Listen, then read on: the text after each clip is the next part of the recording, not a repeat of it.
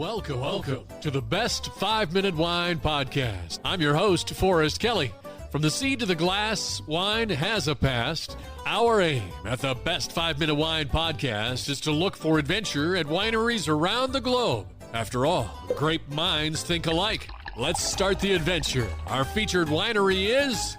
In this episode, we head to Oklahoma, in a city where the average commute time is 17 minutes. Not bad, considering mine is an hour and a half. Average household size is 2. Median family income, $47,000. Jesus, take the wheel. Yes, Carrie Underwood was born here. Talking about Muskogee, Oklahoma. Also home to... Hi, Forrest. I'm Bob Wickizer. I am the winemaker and co-owner of Pecan Creek Winery in Muskogee, Oklahoma. I'm glad to be here. How did you get to this point where you started Pecan Winery? Well, wasn't it the Grateful Dead who sang about what a long, strange trip it's been? My resume in brief ranges from being a physicist in medical imaging and starting and selling 2 companies, software companies in Silicon Valley, 2 firms. And that's where I learned winemaking and wine appreciation, wine pairing. And then after a number of years and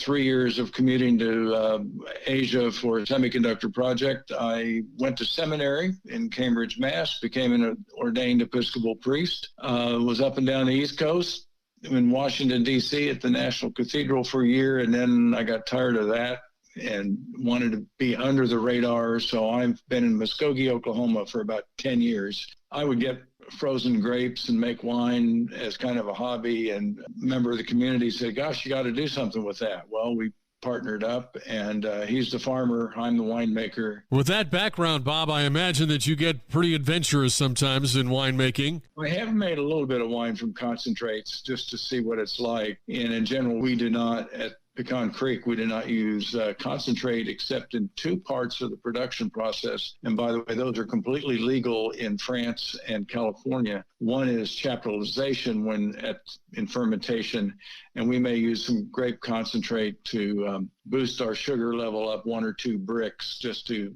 get a desired final alcohol concentration. And we may also use grape concentrate in final sweetening, back sweetening of the wine to produce a sweeter wine. Outside of that, no, there's no concentrate in this process at all. In the wine business, your job can be varied. Is there such a thing as a typical day for you? I wouldn't know typical if it hit me between the eyes, but a lot of times I'm still the rector of an Episcopal church. Now, we have virtual services and all that stuff. Besides writing and producing services every week, I have 3 or 4 other articles I write online and we're the only Episcopal church in Muskogee, but I may write church stuff for 3 or 4 hours between 4:30, starting about 4:30 or 5 in the morning. And then my cellar crew, I'll get something to eat and some coffee. And my cellar crew gets in about 9. Every Monday, they have 1 or 2 pages of detailed lists of what to do. And I go over every day for about 45 minutes or so just to clarify and answer questions and occasionally do calculations. I get an aside, being a physicist, I'm astonished at the lack of math skills in the general population. So I'm doing all the dosing calculations and transfer calculations and filtering determinations, stuff like that. So and then any problems need to get resolved. I may do them in the morning, or I'll go back to church or stay home, one of those 3. And then the winemaking duties besides that also amount to managing sales, managing finance, purchasing department. I think the other day I counted up 17 hats I wear. So it's a good thing, too, because I don't have any hair.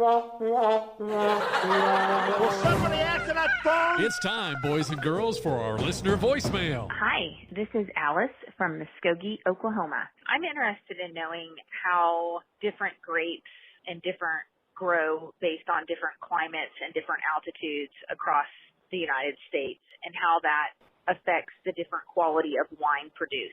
Thank you. As the saying goes, some wines have attitude, some wines have altitude. But it's a good question. The Napa Valley in California maxes out at about 3,000 feet. You head over to Europe, you've got 4,300 feet. And then Argentina checks in at the highest with almost 10,000 feet. You could make a case that the higher the altitude, the better the wine. However, you could also make a case that it doesn't matter, that what really matters is the process. Thank you for listening. I'm Forrest Kelly. This episode of the Best 5-Minute Wine Podcast was produced by iHizzle.